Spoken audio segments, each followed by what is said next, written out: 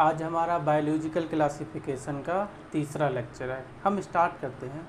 हमने जो last topic छोड़ा था वो था यू बैक्टीरिया। यू बैक्टीरिया को ट्रू बैक्टीरिया पर कहते हैं, ये तो हम जानते हैं। कहते हैं यू बैक्टीरिया 3 टाइप के होते हैं। कितने टाइप के होते हैं? 3 टाइप के होते हैं। एक बार हम लिख लेते हैं और एक एक टाइप करके हम पढ़ते हैं। ठीक है, स्टार्ट। पहला होता है यू बैक्टीरिया। ठीक, यू बैक्टीरिया 3 टाइप के होते हैं। नंबर 1, एक तो होता है साइनोबैक्टीरिया,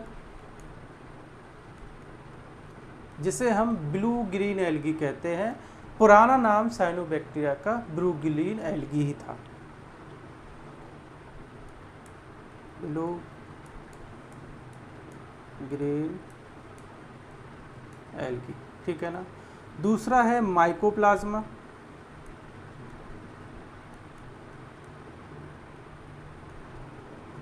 तीसरा है एक्टिनोमाइसिटीज। एक्टिनोमाइसिटीज कहते हैं जो एक्टिनोमाइसिटीज है वो हमारे सिलेबस में नहीं है। हमारे सिलेबस में 2 है, साइनोबैक्टीरिया एंड माइकोप्लाज्मा। सबसे पहले हम साइनोबैक्टीरिया को समझने की कोशिश करते हैं, उसके बाद हम माइकोप्लाज्मा में पढ़ेंगे। ठीक है, तो नए पेज से हम साइनोबैक्टीरिया को देखते हैं। ऊपर लिखेंगे बड़ा बड़ा साइनोबैक्टीरिया।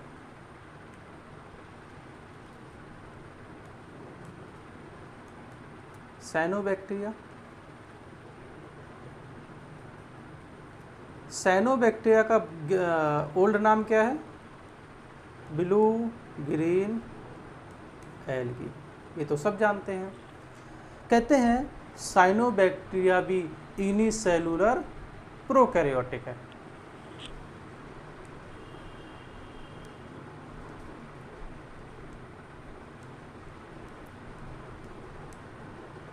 साइनोबैक्टीरिया आर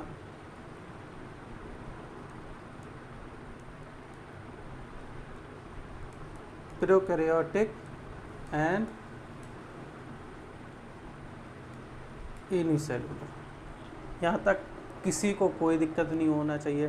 कहते हैं जो साइनोबैक्टीरिया रहते कहाँ हैं? अगर पूछा जाए साइनोबैक्टीरिया कहाँ रहते हैं, तो साइनोबैक्टीरिया एक्चुअल में फ्रेश वाटर और मैराइन वाटर दोनों में रहते हैं।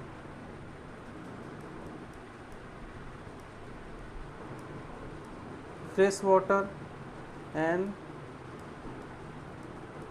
मैराइन वाटर, और कहते हैं टेरेस्ट्रियल सॉइल में, गीली मिट्टी में भी ये हमको मिल जाएंगे।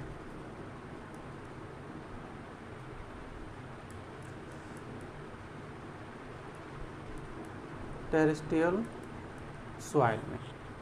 अब आगे देखते हैं।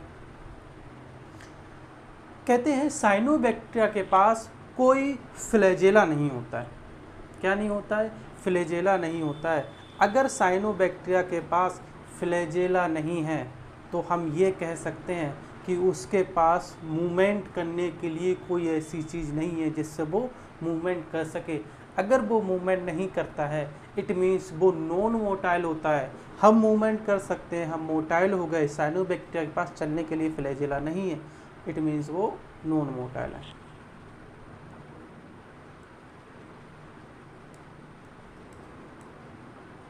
Cyanobacteria have no flagella, so cyanobacteria are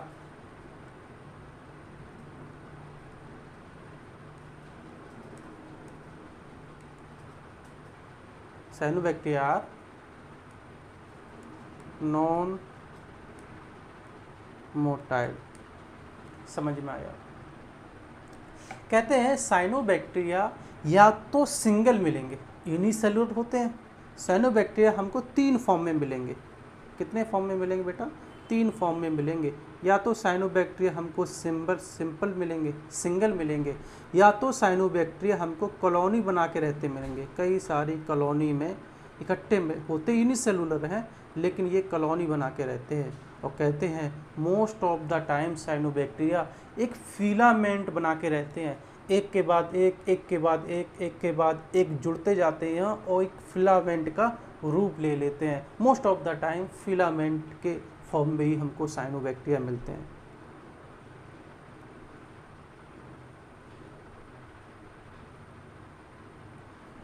ठीक है ना।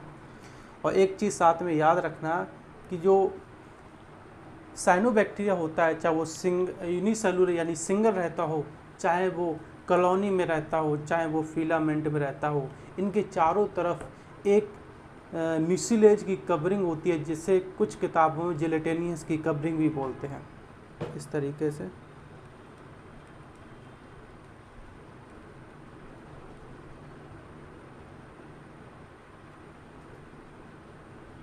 आपको दिखाई दे रही होगी आई होप। तो चारों तरफ कवरिंग होती है, इस कवरिंग का नाम क्या है? म्यूसिलेज। और कुछ किताब में इसको जिलेटेनियस भी लिखा है। तो अगर जिलेटेनियस लिखा है तो कुछ लोग कंफ्यूज ना हों, अगर म्यूसिलेज लिखा है तो जिलेटेनियस वाले लोग कंफ्यूज ना हों।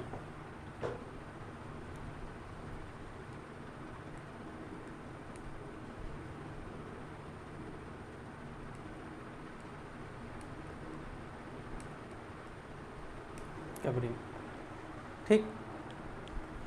अब हम अगले पेज पे और इसको देखते हैं। एक हम बड़ा सा फिलामेंट बना के देखते हैं साइनोबैक्टीरिया का।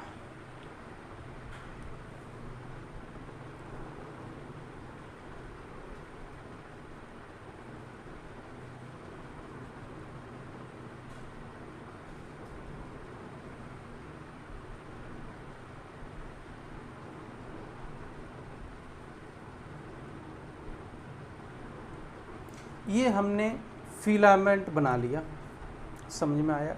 इनके चारों तरफ किसकी कवरिंग होगी? अभी बताया था कि म्यूसिलेज की कवरिंग इनके चारों तरफ होगी। तो ये म्यूसिलेज की कवरिंग बना ली हमने।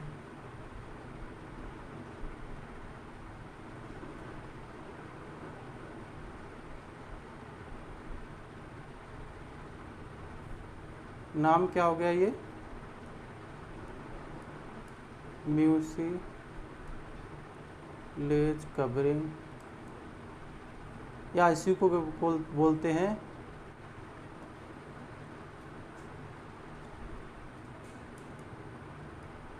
जिलेटेनियस कवरिंग। म्यूसिलेज की कवरिंग एंड जिलेटेनियस की कवरिंग, ठीक है।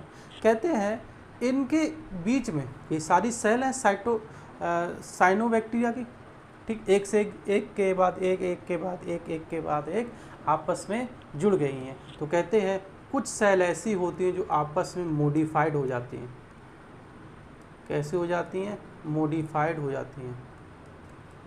और इन मॉडिफाइड सेल को बोलते हैं हेटेरोसिस्ट।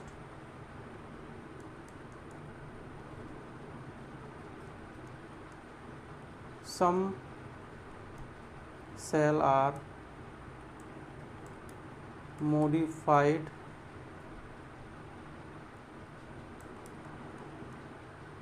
is called as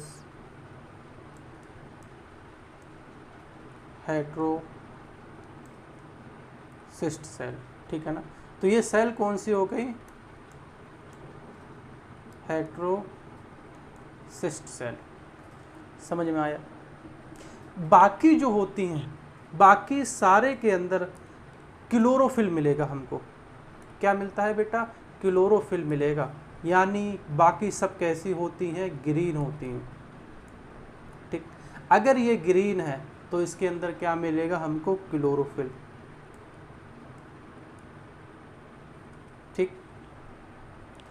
और क्लोरोफिल कोई भी लीफ हो, कोई सा भी प्लांट हो, वो ग्रीन क्यों होता है? बिकॉज ऑफ उसके लीफ में पाई जाती है क्लोरोफिल, ठीक। और क्लोरोफिल पाई जाती है क्लोरोप्लास्ट के अंदर। लेकिन ये मोनेरा का मेंबर है साइनोबैक्टीरिया, तो इसके अंदर क्लोरोप्लास्ट नहीं होगी, क्योंकि क्लोरोप्लास्ट मेम्ब्रेन बॉन्ड ऑर्गेनल है। मैंने बताया था कि मोनेरा के जो मेंबर होते हैं वो उनके अंदर वेल डिफाइंड न्यूक्लियस नहीं होता, यानी न्यूक्लियस के चारों तरफ न्यूक्लियर मेम्ब्रेन नहीं होती, यानी कोई भी मेम्ब्रेन बॉन्ड ऑर्गेनल कोई भी चीज़ इसके अंदर नहीं होंगी। इट मीन्स इसके अंदर क्लोरोफिल तो होता है, लेकिन क्लोरोफिल क्लोरोप्लास्ट की जगह ना होके क्रोमेटोफोर के पास होता है, ठीक है ना। हाँ, तो अगर ये ग्रीन है तो क्लोरोफिल होगा, और क्लोरोफिल का काम क्या होता है, लाइट को पकड़ना। क्या काम होता है, लाइट को पकड़ के फोटोसिंथेसिस करना। तो हम कह सकते हैं कि साइनोबैक्टीरिया ग्रीन होता है, यानी इसके अंदर क्लोरोफिल भी होगा, यानी ये फोटोसिंथेसिस करेंगे। अगर फोटोसिंथेसिस करेंगे तो ये क्या प्रोड्यूस करेंगे, ऑक्सीजन। यानी ये कैसे होंगे, ऑटोट्रॉफिक की हेटरोट्रॉफिक। मैंने बताया था जो ऑर्गेनिज्म अपना फूड खुद बनाते हैं, जिनके अंदर फोटोसिंथेसिस होती है, वो ऑटोट्रॉफिक होते हैं। तो हम कह सकते हैं साइनोबैक्टीरिया आर ऑटोट्रॉफिक।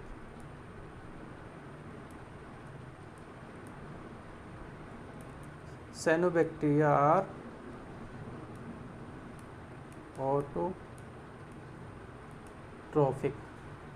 समझ में आया सर। ये जो हेट्रोसिस्ट हैं, यानी कुछ सेल जो मॉडिफाइड हो जाती हैं, जो हेट्रोसिस्ट बनाती, इनका काम क्या होता है, तो याद रखना जो हेट्रोसिस्ट सेल हैं ये नाइट्रोजन का फिक्सेशन करती हैं। किसका फिक्सेशन करती हैं, नाइट्रोजन का फिक्सिंग करती हैं, नाइट्रोजन फिक्सिंग करती हैं, ठीक है ना। और इसके एग्जाम्पल हैं, अगर हम साइनोबैक्टीरिया के एग्जाम्पल बोलें तो दो एग्जाम्पल हैं, नॉस्टैक एनाबेनम, नॉस्टैक एनाबेनम, दो एग्जाम्पल। साइनोबैक्टीरिया से हम पिछले पेज में जाएं तो हमको पता है कि यू बैक्टीरिया 3 टाइप के होते हैं। साइनोबैक्टीरिया हमारा हो गया, एक्टिनोमॉर्फिक हमारे सिलेबस में नहीं है। अब बचा माइकोप्लाज्मा। अब माइकोप्लाज्मा को हम एक बार पढ़ लेते हैं डिटेल में, ठीक है। तो दूसरा हम पढ़ेंगे mycoplasma.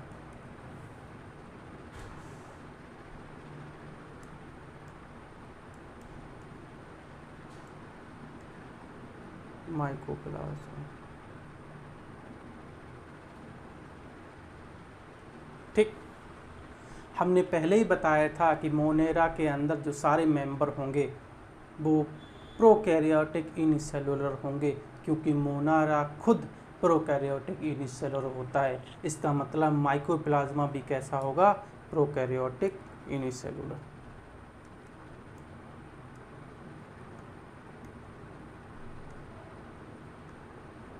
Plasma are, mycoplasma are unicellular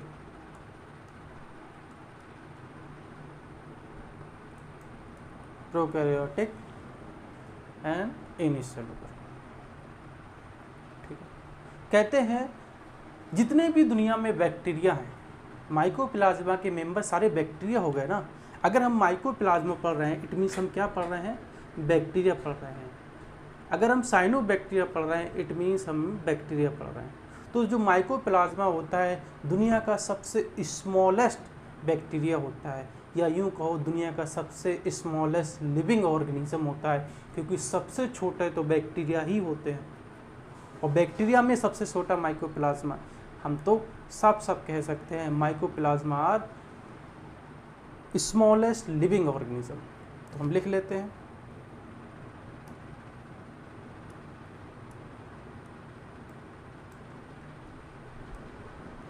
mycoplasma are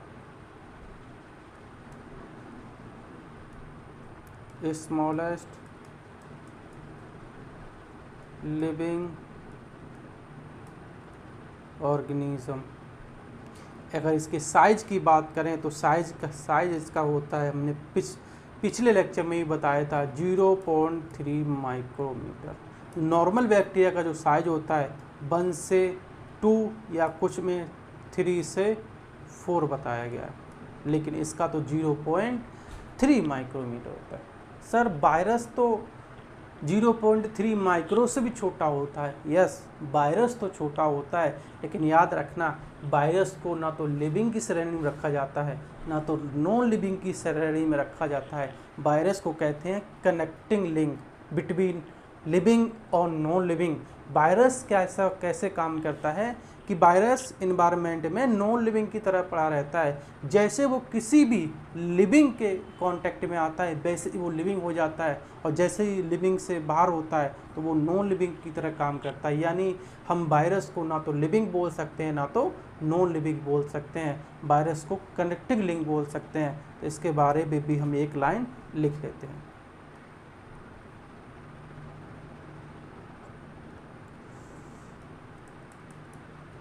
virus smaller than mycoplasma, but virus are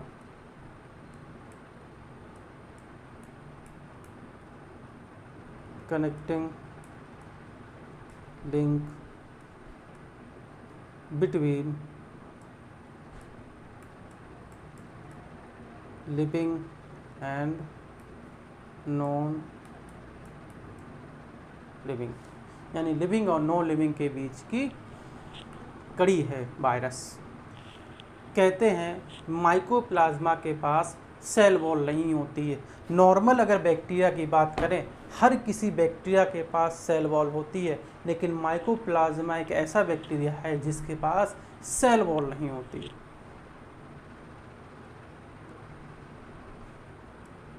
mycoplasma have no cell wall. इसके पास सेल वॉल ना होने की वजह से इसका जो साइज होता है, जो शेप होता है, वो फिक्स नहीं होता है। सो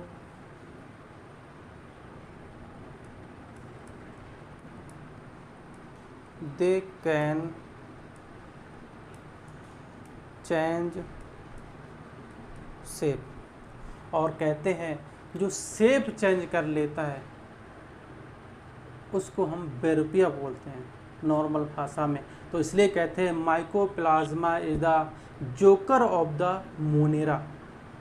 माइकोप्लाज्मा को क्या बोलते हैं? जोकर ऑफ द मोनेरा, क्योंकि ये अपना शेप चेंज कर लेता है। और शेप चेंज क्यों करता है? बिकॉज ऑफ इसके पास सेल वॉल नहीं होती है। तो हम लिखेंगे it means shape note fix. अगर शेप फिक्स नहीं होगा तो इसको क्या बोलते हैं? Joker of the Monera. समझ में आया? Joker of the Monera mycoplasma को क्यों कहते हैं। एक आपने पेनिसिलिन नाम की एंटीबॉडी सुनी होगी। कहते हैं पेनिसिलिन ऐसी एंटीबॉडी है जो किसी भी बैक्टीरिया को किल कर देती है। वो करती क्या है? जब हम किसी भी बैक्टीरिया के ऊपर पेनिसिलिन एंटीबॉडी डालते हैं तो उस बैक्टीरिया की जो सेल वॉल होती है उसको पेनिसिलिन डेड कर देती है। अगर पेनिसिलिन किसी भी बैक्टीरिया की सेल वॉल को डेड कर देगी तो वो बैक्टीरिया भी अपने आप मर जाता है। तो कहते हैं जब पेनिसिलिन माइकोप्लाज्मा नाम के बैक्टीरिया के ऊपर डाला जाता है तो माइकोप्लाज्मा का कुछ नहीं बिगड़ता, क्योंकि माइकोप्लाज्मा के पास तो सेल वॉल है ही नहीं। तो इसलिए कहते हैं penicillin are resistant for mycoplasma.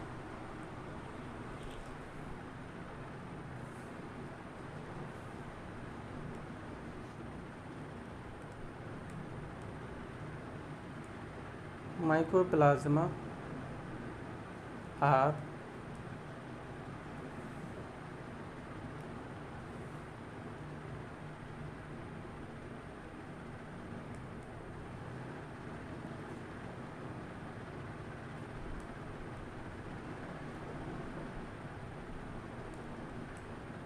Resistant, यानी माइकोप्लाज्मा आर पेनिसिलिन रेजिस्टेंट। इसका मतलब ये नहीं है कि पेनिसिलियम के अलावा कोई एंटीबॉडी माइकोप्लाज्मा को नहीं मार सकती। बाकी एंटीबॉडी माइकोप्लाज्मा को मार सकती हैं, लेकिन पेनिसिलिन नहीं मार सकती। इसलिए हम ये कह सकते हैं mycoplasma are penicillin resistant, but mycoplasma are not antibody resistant.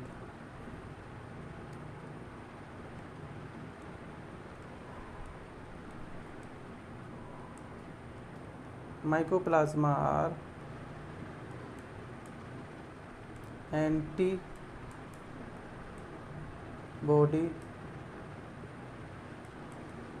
Resistant. समझ में आया? कहते हैं माइकोप्लाज्मा जो होता है वो प्लूरल फ्लूइड में डिजीज़ करता है, कैटल की प्लूरल फ्लूइड में डिजीज़ करता है। तो हम लिखेंगे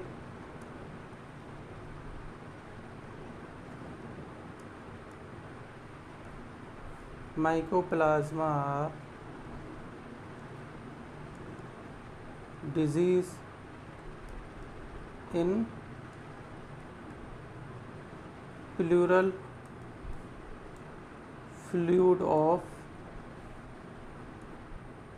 कैटल, यानी कैटल के प्लूरल फ्लूइड में एक डिजीज़ करता है, इसलिए इसका नाम PPL होता है, प्लूरल न्यूमोनिया लाइक ऑर्गेनिज्म।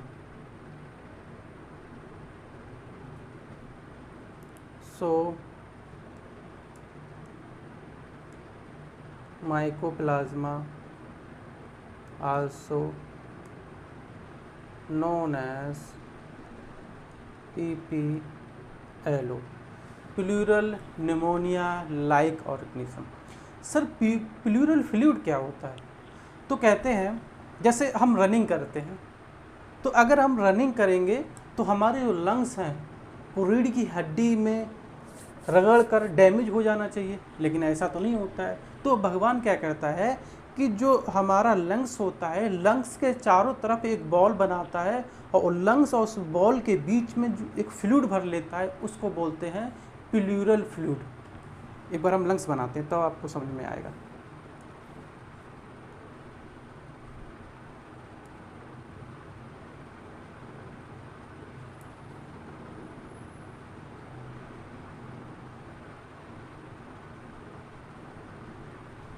ये लंग्स हो गए। इस लंग्स के चारों तरफ एक बॉल होती है, उस बॉल का नाम क्या होता है वो सीखने की ज़रूरत नहीं, ठीक।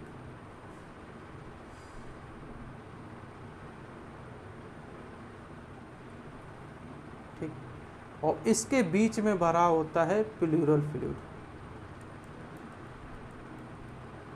जब हम रनिंग करते हैं तो रनिंग करने के दौरान इस प्लूरल फ्लूइड में हमारे लंग फ्लोट करते रहते हैं, हिलते रहते हैं, जिससे हमारे लंग्स डैमेज होने से बच जाते हैं।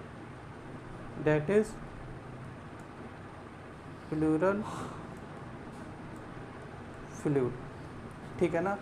तो ये तो हमने लंग्स नॉर्मल बनाए, तो कैटल के अंदर जो प्लूरल फ्लूइड होता है उसके अंदर ये माइकोप्लाज्मा डिजीज़ कॉज कर देता है और उस डिजीज़, ठीक है, इसलिए इसका नाम PPLO यानी प्लूरल न्यूमोनिया लाइक ऑर्गेनिज्म रखा गया है।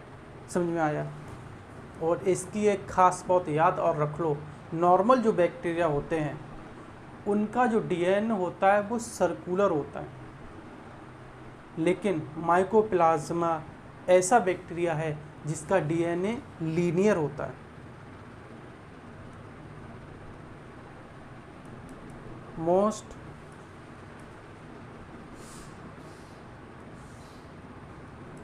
of the bacteria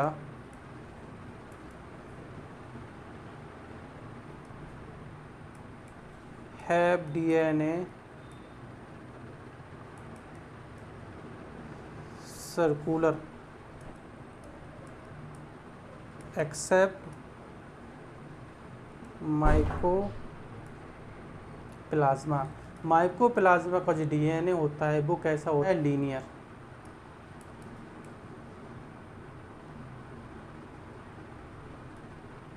linear DNA. इसके अंदर 3 चीज़ें आई जो बाकी बैक्टीरिया के पास नहीं थी, इसके पास थी। पहला, दुनिया का सबसे छोटा लिविंग ऑर्गेनिज्म यानी सबसे छोटा बैक्टीरिया जिसका साइज 3 माइक्रोन है, 0.3 माइक्रोन। पहला ये। दूसरी बेटा क्या इसके अंदर खास आई, ये पेनिसिलिन रेजिस्टेंट है। क्या है बेटा? पेनिसिलिन रेजिस्टेंट है।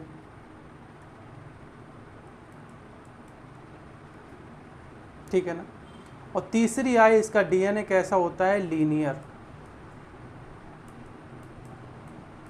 ये 3 चीज़ें माइकोप्लाज्मा को बाकी बैक्टीरिया से बहुत अलग करती हैं। समझ में आया? हाँ, चौथी चीज़ एक और है कि इसके पास सेल वॉल नहीं होती, नो सेल वॉल। ये 4 चीज़ें ऐसी हैं जो बाकी बैक्टीरिया के पास होती हैं, लेकिन इसके पास ये अलग से चीज़ें होती हैं।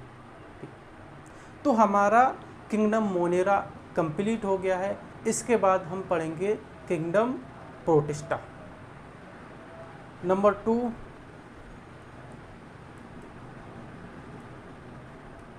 Kingdom protista. किंगडम प्रोटिस्टा की बात करें, प्रोटिस्टा जो किंगडम है, जो क्लासिफिकेशन किसने किया था, साइंटिस्ट नाम है अर्नेस्ट हैकल ने किंगडम प्रोटिस्टा को बनाया था। ठीक, हम जानते हैं कि मोनेरा जो होता है वो यूनिसेलुलर होता है। मोनेरा कैसा होता है बच्चा, यूनिसेलुलर होता है।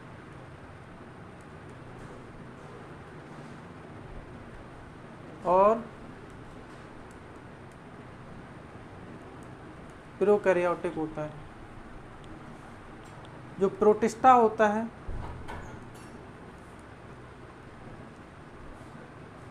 वो भी कैसा होता है, यूनिसेलुलर बट यूकैरियोटिक। ठीक है। और बात करें फंजाई,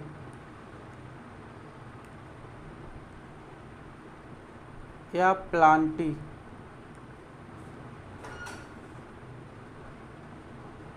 या animalia,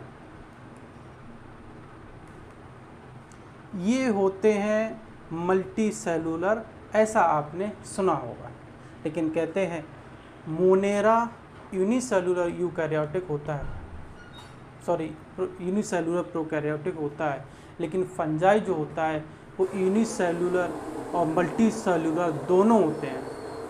Plantae unicellular and multi cellular दोनों होते हैं। Animalia unicellular and multi cellular दोनों होते हैं। लेकिन सर आर.एच. बीटेकर ने सिर्फ मल्टी सेलुलर फंजाई को बोला। फंजाई को क्या बोला, मल्टी सेलुलर। प्लांटी को भी क्या बोला, मल्टी सेलुलर।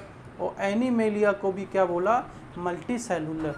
तो सर यूनिसेलुलर फंजाई कहाँ गए, यूनिसेलुलर प्लांटी कहाँ गए, यूनिसेलुलर एनिमेलिया कहाँ गए? मोनेरा तो यूनिसेलुलर प्रोकैरियोटिक है, ठीक, लेकिन ये कैसा है, मल्टी सेलुलर और यूनिसेलुलर दोनों हैं, और ये यूकैरियोटिक है। यूकैरियोटिक तो कहते हैं हमने प्रोटिस्टा जो बनाया है वो तीनों यूनिसेलुलर फंजाई, यूनिसेलुलर प्लांटी और यूनिसेलुलर एनिमेलिया से ही बनाया है। तो कहते हैं जो यूनिसेलुलर फंजाई थे उनको निकाल के हमने किस में रख दिया, प्रोटिस्टा में।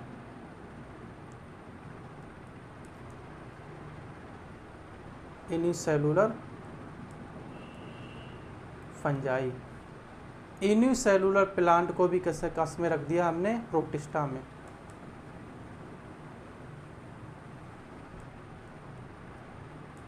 यूनिसेलुलर प्लांटी और यूनिसेलुलर एनिमेलिया को किस में रख दिया, उसको भी हमने किस में रख दिया, प्रोटिस्टा में। तो यानी हम ये कह सकते हैं कि जो प्रोटिस्टा होता है वो फंजाई लाइक भी होगा, फंजाई लाइक प्रोटिस्टा। प्रोटिस्टा हमारा प्लांट लाइक भी होगा, प्लांट लाइक प्रोटिस्टा। और प्रोटिस्टा हमारा एनिमल लाइक भी होगा, एनिमल।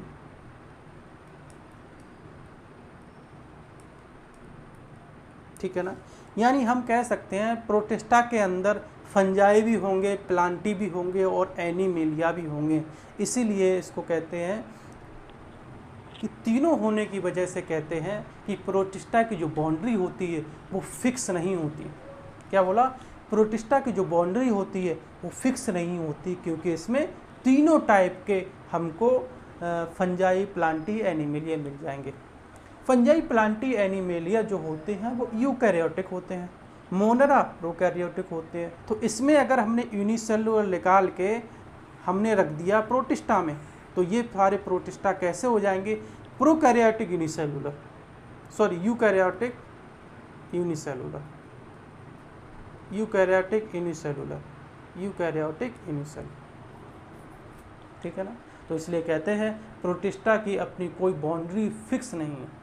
कहीं कहीं पर तो प्रोटिस्टा को रिफ्यूजी कैंप जैसा बोला गया है, क्योंकि रिफ्यूजी कैंप माने अपने घर से भगाए हुए। समझ में आया? तो हमने जो भी पढ़ा बेटा, हमने मोनेरा पढ़ा। मोनेरा की क्या पहचान थी? मोनेरा की क्या पहचान थी? इसके मोनेरा इवोल्यूशन हुआ, मोनेरा बना। ठीक है ना। इसके अंदर वेल डिफाइंड न्यूक्लियस नहीं बना, यानी न्यूक्लियस की जगह क्या बना? Nucleoid.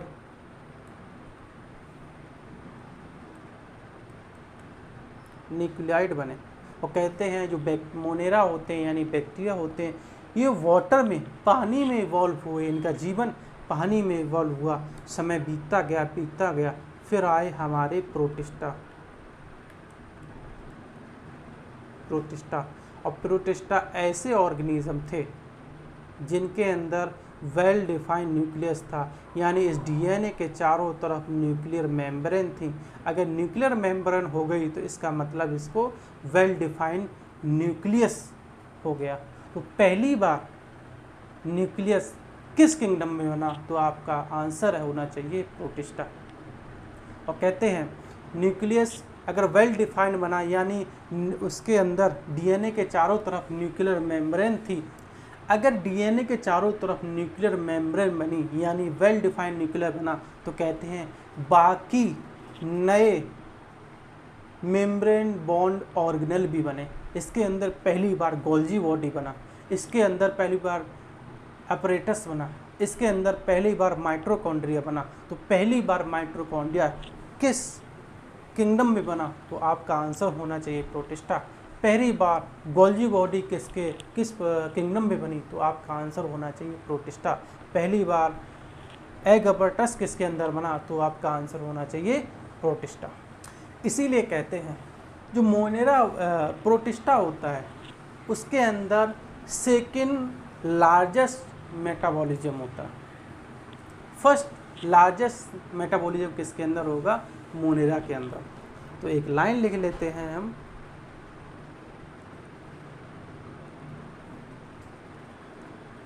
Second metabolism diversity in protista. First किसके अंदर है? मोनेरा के अंदर। समझ में आया? अगर हम प्रोटिस्टा के रिप्रोडक्शन की बात करें तो हमने बताया था दो टाइप के रिप्रोडक्शन होते हैं।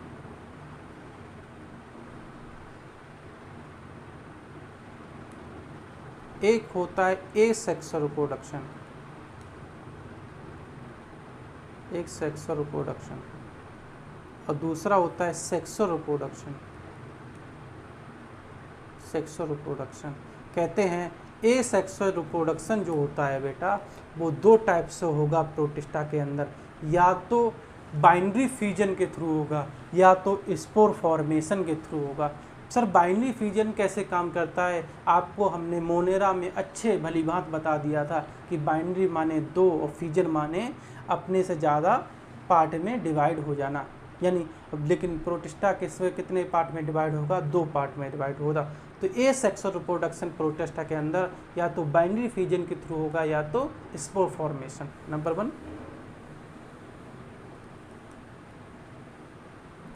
Binary fusion, number 2 spore formation.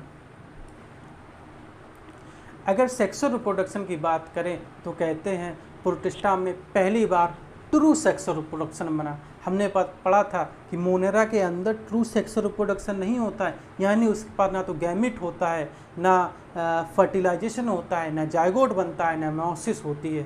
तो इट मीन्स हम कह सकते हैं अगर प्रोटिस्टा के अंदर ट्रू सेक्सुअल रिप्रोडक्शन होता है तो इसके अंदर पहली बार क्या बना, गैमिट बने। True sexual reproduction. तो पहली बार इसमें क्या बना, गैमिट बना। पहली बार गैमिट फर्टिलाइज हुआ, यानी फर्टिलाइजेशन हुआ। पहली बार जायगोट बने, पहली बार मेटासिस और मियोसिस दोनों ही, ठीक है ना। अगर हम इसके क्लासिफिकेशन की बात करते हैं, classification of the protista, classification in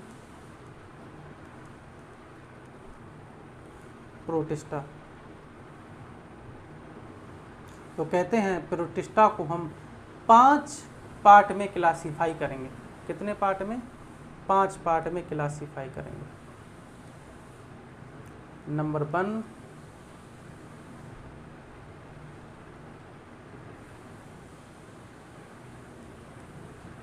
chrysophyte, number 1 chrysophyte. दूसरा होता है डायनोफ्लैजिलेट,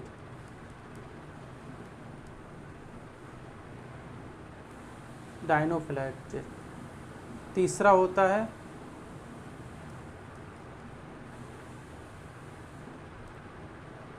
इग्ल्यूनाइट्स, और चौथा होता है स्लाइम मोल्ड, और 5वां होता है प्रोटोजोअन्स। 5 टाइप, यानी प्रोटिस्टा को 5 क्लास में डिवाइड करेंगे। कहते हैं जो क्राइसोफाइट होता है एंड डायनोफ्लैजिलेट होते हैं, ये दोनों को दोनों प्लांट लाइक होते हैं। ये तो हम जानते ही हैं कि प्रोटिस्टा के अंदर प्लांट लाइक ऑर्गेनिज्म भी मिलेंगे, एनिमल लाइक ऑर्गेनिज्म मिलेंगे और फंगी लाइक भी ऑर्गेनिज्म मिलेंगे। तो ऊपर वाले दोनों क्राइसोफाइट और डायनोफ्लैजिलेट जो होते हैं वो प्लांट लाइक होते हैं, यानी ये यूनिसेलुलर प्लांट है। अगर कोई पूछ ले आपसे किसी यूनिसेलुलर प्लांट का नाम बताओ तो आप कह सकते हैं क्राइसोफाइट आर यूनिसेलुलर प्लांट और डायनोफ्लैजिलेट आर यूनिसेलुलर प्लांट। तो ये कैसे होते हैं, प्लांट लाइक। अगर प्लांट लाइक होंगे तो एक ओवरव्यू बताओ, प्लांट के अंदर क्या खास बात होती है। उसके अंदर क्लोरोफिल होता है, तो क्राइसोफाइट डायनोफ्लैज के अंदर क्या मिलेगा, हमको क्लोरोफिल मिलेगा। प्लांट के पास सेल वॉल होती है, तो क्राइसोफाइट एंड डायनोफ्लैजिलेट के पास हमको सेल वॉल मिलेगी, ठीक है।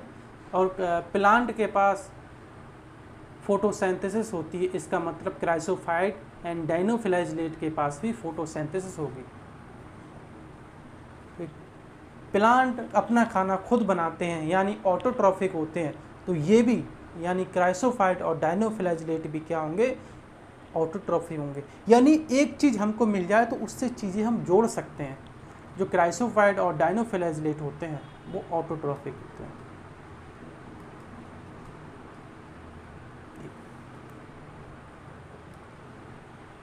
कहते हैं जो इग्लिनॉइड है ये प्लांट लाइक भी होता है और एनिमल लाइक भी होता है।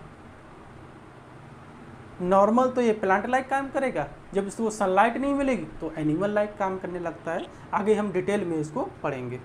तो ये कैसा होता है, plant and animal like. Plant और एनिमल लाइक होते हैं तो ये न्यूट्रिशन कैसे करेंगे, तो कहते हैं प्लांट की तरह भी न्यूट्रिशन करेंगे, एनिमल की तरह भी न्यूट्रिशन करेंगे, यानी ऑटोट्रॉफ भी करेंगे, ये हेटरोट्रॉफ भी करेंगे। इसलिए इसको कहते हैं ये मिक्सोट्रॉफिक होते हैं, यानी मिक्सोट्रॉफिक करते हैं। मिक्सोट्रॉफिक। जो स्लाइम मोल्ड होता है ये फंजाई लाइक होता है। कैसा है, फंजाई लाइक। और फंजाई लाइक होता है यानी ये क्या करेंगे, सैप्रोफिटिक न्यूट्रिशन करेंगे। क्या करेंगे, सैप्रोफिटिक। सैप्रोफिटिक न्यूट्रिशन करेंगे। और ये प्रोटोजोअन जो होते हैं ये एनिमल लाइक होते हैं, एनिमल लाइक, यानी ये होलोजोइक न्यूट्रिशन करेंगे। होलोजोइक न्यूट्रिशन उन्हें कहते हैं जो हम करते हैं। हम क्या करते हैं, पहले खाना को खाते हैं, देन ऑब्जर्व डाइजेस्ट करते हैं, देन ऑब्जर्व करते हैं, यानी हमारी तरह इसका डाइजेशन पूरा का पूरा होगा। तो हमने बताया बेटा जो ऊपर वाले 3 होते हैं बेटा, 2 होते हैं, इनके अंदर सेल वॉल पाई जाती है क्योंकि ये प्लांट लाइक है ना, ठीक। और इन तीनों के अंदर सेल वॉल एब्सेंट होती है, नो सेल वॉल। लेकिन स्लाइम मोड ऐसा है जिसके अंदर ड्यूरिंग रिप्रोडक्शन यानी रिप्रोडक्शन के दौरान इसके अंदर सेल वॉल पाई जाती है।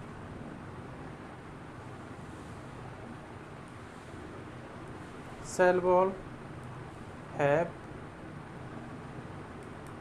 ड्यूरिंग रिप्रोडक्शन, ठीक।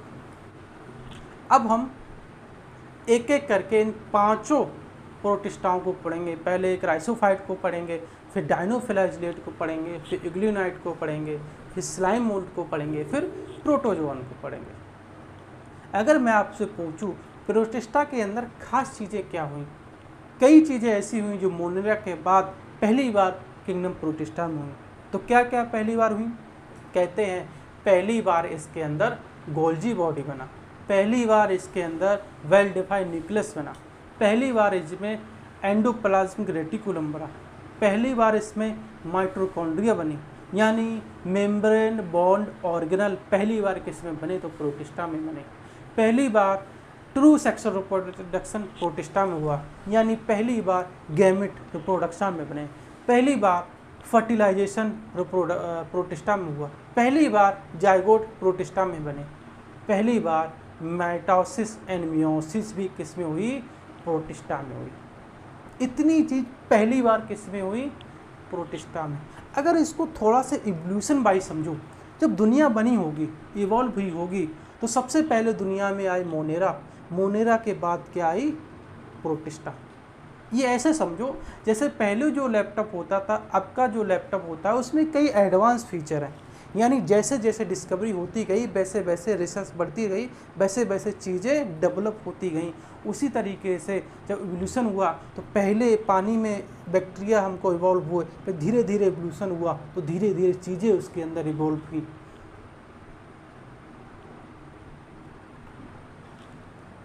वेल डिफाइंड न्यूक्लियस मोनेरा के अंदर नहीं था, लेकिन प्रोटिस्टा के अंदर हुआ।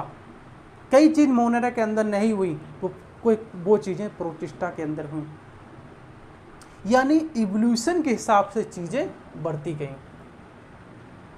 आप देखते होंगे जो हमारे दादा होते थे उनके कान नीचे का हिस्सा बहुत बड़ा होता था, क्योंकि हमारे जो पूर्वज हैं वो जंगल में रहने वाले मंकी जैसे थे, यानी इवोल्यूशन के हिसाब से चीज़ें चेंज होती रहती हैं। हो सकता है आज से 1 लाख साल बाद हम कोई बहुत एडवांस प्राणी बन जाएं और जो मंकी हैं वो ह्यूमन की जगह ले लें। तो ये इवोल्यूशन के हिसाब से चीज़ें देखोगे तो बड़ा नेचर खूबसूरत आपको लगेगा। तो पहला हम पढ़ेंगे क्राइसोफाइट। पहली हेडिंग डालो प्रोटिस्टा क्राइसोफाइट के बारे में हम पढ़ते हैं।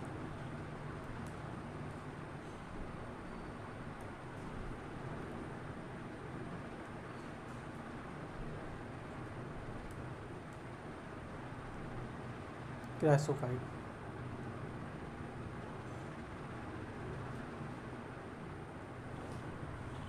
हमको पता है क्राइसोफाइट किसका मेंबर है। क्राइसोफाइट प्रोटिस्टा का मेंबर है।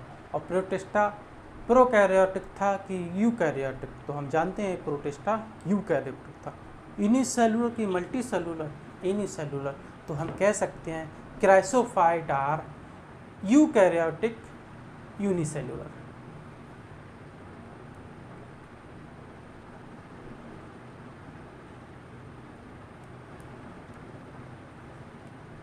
Chrysophyte are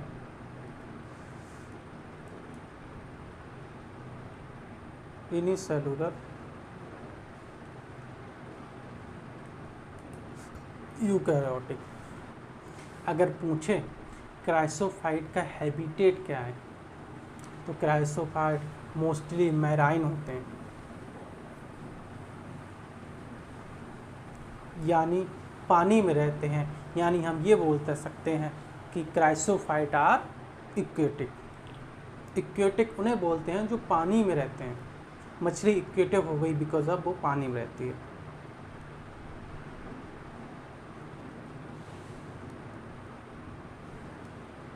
chrysophyte are aquatic protista, ठीक है ना। इक्वेटिव में कहाँ मिलेंगे, कहते हैं ये फ्रेश वाटर में मिल जाएंगे और आपको ये मैराइन वाटर में मिल जाएंगे। कुछ बच्चे कह रहे हैं कि सर फ्रेश वाटर और मैराइन वाटर में डिफरेंट क्या है। देखो, मैराइन वाटर उसे बोलते हैं जिसके अंदर, जिस वाटर के अंदर सॉल्ट का मात्रा ज़्यादा हो, यानी ओशियन, समंदर, महासागर, उनके अंदर, उनके पानी के अंदर सॉल्ट की मात्रा ज़्यादा होती है। इट मीन्स ओशियन के पानी को हम मैराइन वाटर कहेंगे। और फ्रेश वाटर उसे कहेंगे जिसके अंदर सॉल्ट की मात्रा कम होती है, यानी नदी, तालाब, रिवर, इनके अंदर सॉल्ट की मात्रा बहुत कम होती है। तो नदी के पानी को भी हम फ्रेश वाटर बोलेंगे, तालाब के पानी को भी हम फ्रेश वाटर बोल सकते हैं, नल के पानी को, टेबल के पानी को हम क्या बोलेंगे, फ्रेश वाटर बोलेंगे। हम जानते हैं कि क्राइसोफाइट यूनिसेलुलर होते हैं। इट मीन्स ये माइक्रोस्कोपिक होंगे। कैसे होंगे, माइक्रोस्कोपिक होंगे। नोट लगा के 2 पॉइंट आपको अलग से बताते हैं, तब वो उसको हम क्राइसोफाइट में जोड़ेंगे तो आपको अच्छे से समझ में आएगा। 2 लाइनें हैं बस।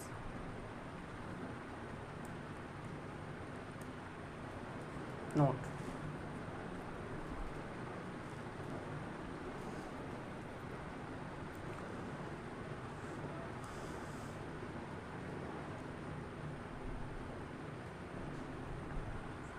दो वर्ड होते हैं, नेक्टॉन और प्लैंकटन।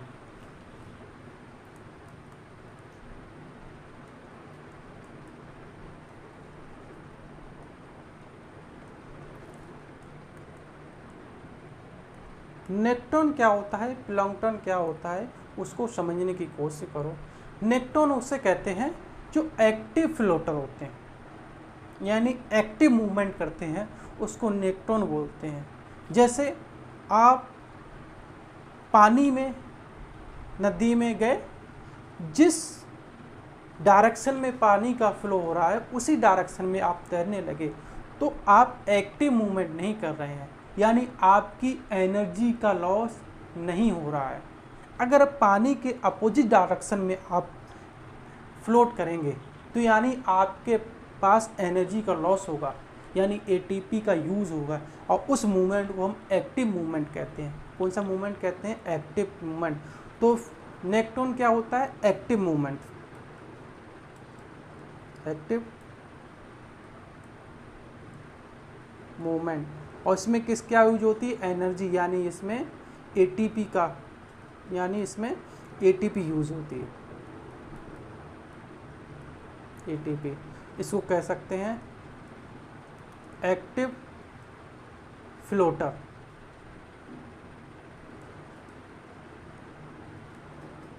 ठीक है।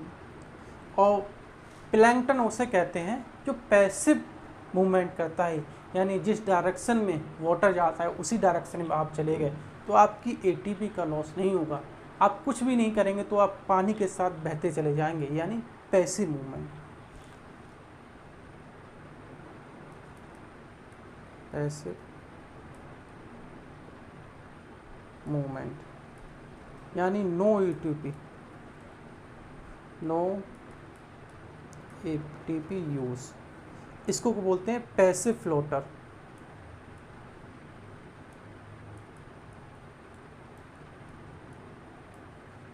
ठीक है, ये चीज़ आपको नोट में लिख लेना तो बड़ी कामयाब होगी।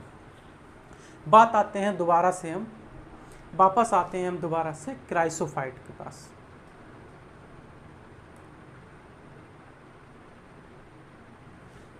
कहते हैं क्राइसोफाइट के पास फ्लैजेला नहीं होते हैं। तो क्राइसोफाइट के पास फ्लैजेला नहीं होते हैं।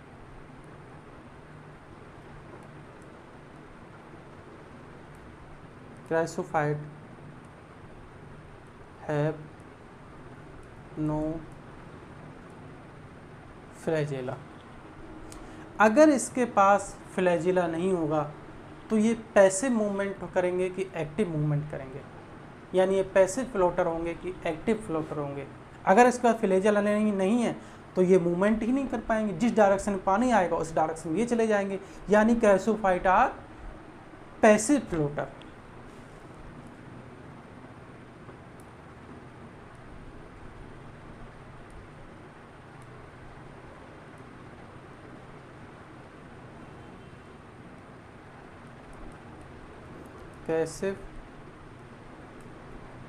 Passive floater.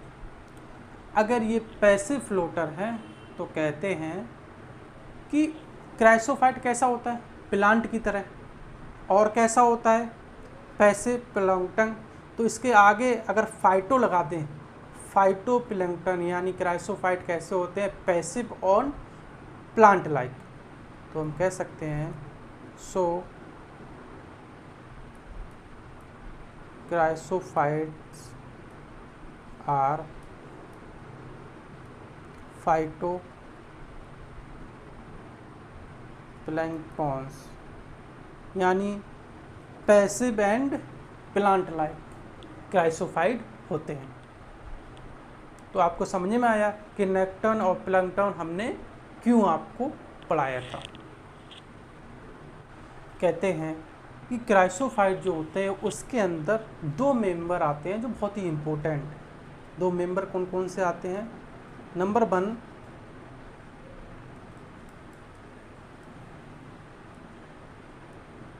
Diatoms, number 2 डेस्मोइड। डेस्मोइड जिसे गोल्डन एल्गी भी बोलते हैं।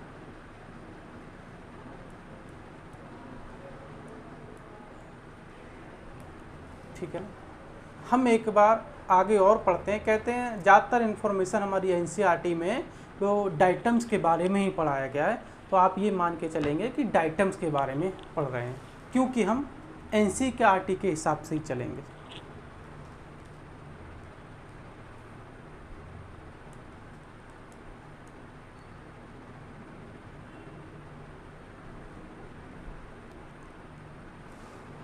डाइटम यूनिसेलुलर होंगे, मल्टी सेलुलर, ऑफकोर्स यूनिसेलुलर होंगे, यूकैरियोटिक, प्रोकैरियोटिक, यूकैरियोटिक होंगे।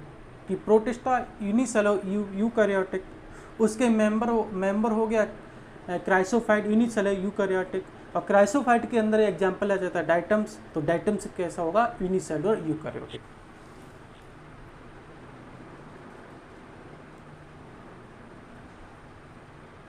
यूनिसेलुलर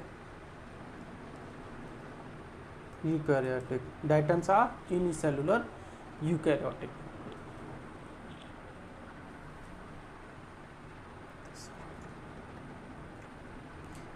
कहते हैं डाइटम की जो सेल वॉल होती है उसमें दो प्लेट होती हैं जो एक दूसरों को ओवरलैप कर रही होती हैं, सूप केस की तरह। तो लिखते हैं हम the cell wall of diatoms have two plate, जो आपस में एक दूसरे को क्या कर रही हैं, ओवरलैप कर रही हैं। बोथ प्लेट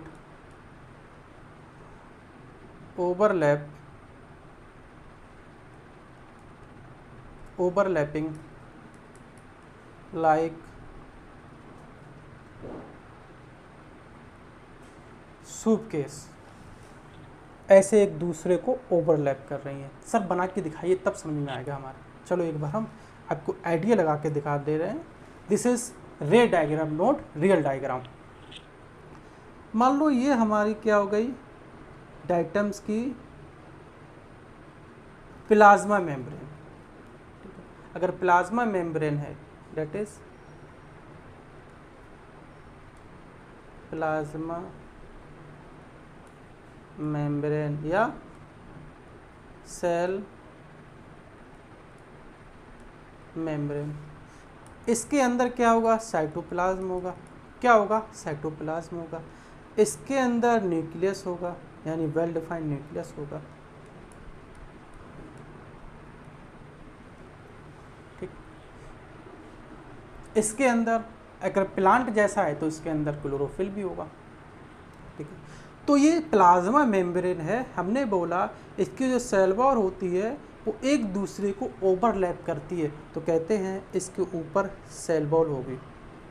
भाई प्लाज्मा मेम्ब्रेन के ऊपर तो सेल वॉल होती है, मोटी सी सेल वॉल होगी। एक प्लेट ये बना दी हमने, दूसरी प्लेट यानी एक सेल वॉल की जो दोनों प्लेटें एक दूसरे को ओवरलैप कर रही हैं, डेट इज सेल वॉल। ठीक, और कहते हैं सेल वॉल के अंदर सिलिका का डिपोजिशन होता है।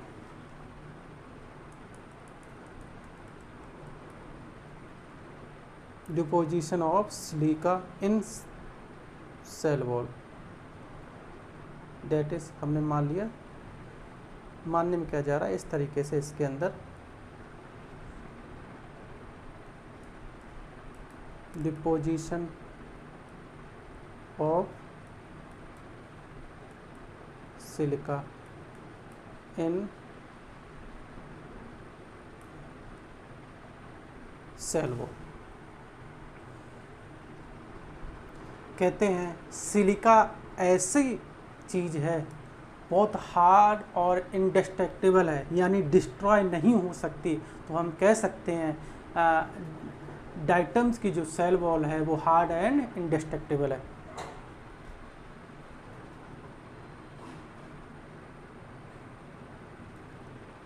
So cell wall of diatoms hard and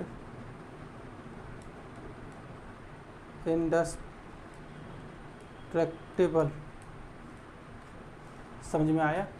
हमने बताया था कि जो डाइटम्स होता है यानी क्राइसोफाइट का मेंबर जो होता है वो प्लांट लाइक होता है। अगर ये प्लांट लाइक है, प्लांट लाइक, अगर ये प्लांट लाइक है तो इसके अंदर क्लोरोफिल मिलेगा। क्लोरोफिल मिलेगा। अगर ये क्लोरोफिल मिलेगा तो इसके ये क्लोरोप्लास्ट भी मिलेगा, क्लोरोप्लास्ट मिलेगा। नॉर्मल क्लोरोफिल क्लोरोप्लास्ट के अंदर मिलेगा। अगर इसके अंदर क्लोरोफिल है तो ये फोटोसिंथेसिस भी करेगा, ठीक है ना। अगर फोटोसिंथेसिस करेगा तो ऑक्सीजन का प्रोडक्शन भी करेगा, ऑक्सीजन भी रिलीज़ करेगा। अगर ऑक्सीजन रिलीज़ करेगा तो हम कह सकते हैं ये ऑटोट्रॉफिक होता है, क्योंकि ये प्लांट लाइक है।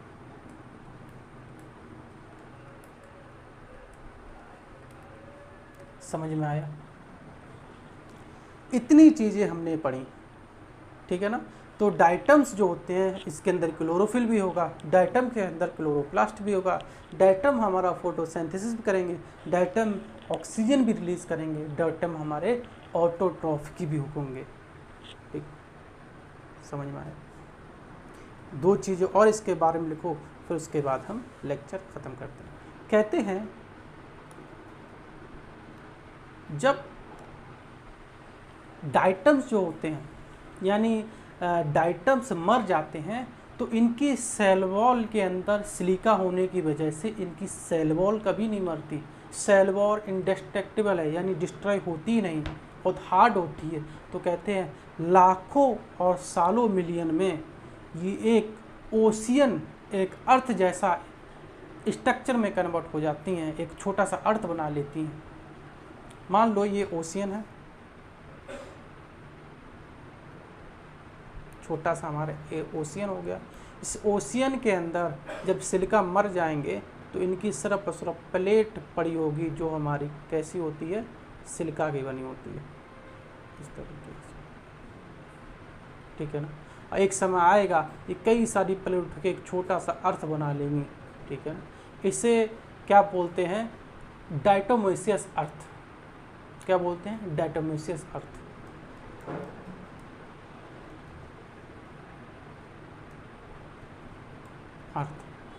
डायटोमेशियस अर्थ कैसे बनता है, मिलियन सालों में कलेक्ट होते रहते हैं डाइटम्स के सेल वॉल, यानी जिसके अंदर सिलिका का डिपोजिशन होता है। अगर कोई पूछे डायटोमेशियस अर्थ यानी इनका काम क्या होता है, तो कहते हैं सिरप के फिल्ट्रेशन में इसका काम होता है, इसका काम जूता पॉलिशिंग में काम आता है। लिख लेते हैं हम,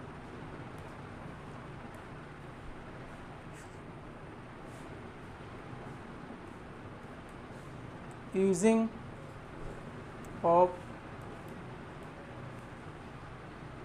डायटोमेशियस अर्थ, ठीक है ना। डायटोमेशियस अर्थ का काम क्या क्या होता है। पहला हो गया पॉलिशिंग,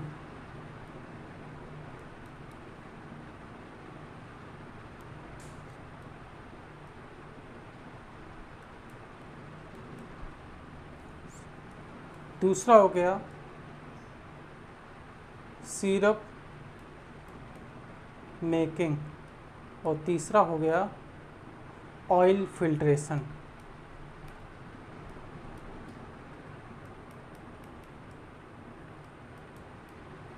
ऑयल फिल्ट्रेशन, तीन काम होते हैं डायटोमेशियस अर्थ, ठीक है ना। अगला हेडिंग डालो डायनोफ्लैजेलेट, सेकेंड है डायनोफ्लैजेलेट्स,